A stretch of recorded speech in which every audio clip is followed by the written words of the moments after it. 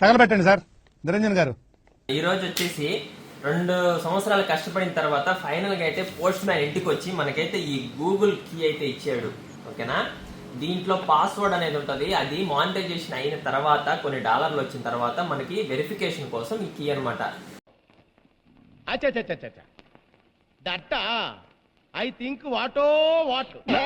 First time ఇలా ఉండింది.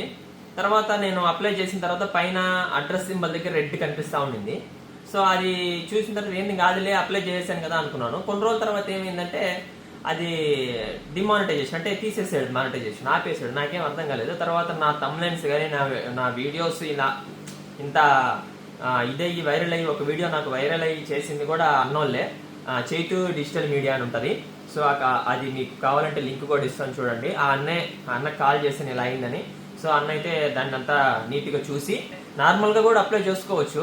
ఇలా కీ ఇంటికి రావడం వల్ల ఏంటంటే మళ్ళీ ఇంకా మనకి ఏది రావాలన్నా ఇంకా 1 lakh సబ్స్క్రైబర్స్ వచ్చినా ఎప్పుడైనా మనకి సిల్వర్ ప్లే బటన్ ఇలాంటి ఏ ఇంటికి రావాలన్నా సరే ఒకసారి అడ్రస్ అనేది కన్ఫర్మ్ అయిపోతుంది. సో అందుకని అయితే నేను అడ్రస్ కన్ఫర్మేషన్ కోసం అయితే సో ఇది ఇలా అప్లై చేసుకున్నాను. ఆ ఫుల్ వీడియో అయితే చూడండి.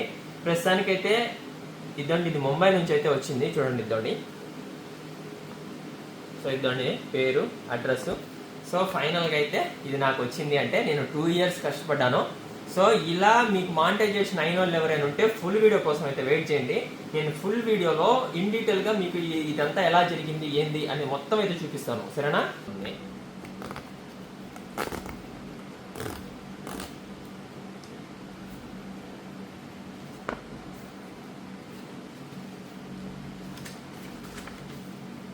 సో ఇట్లా ఉంది. లోపల పిన్ నా వైపు ఉందన్నమాట.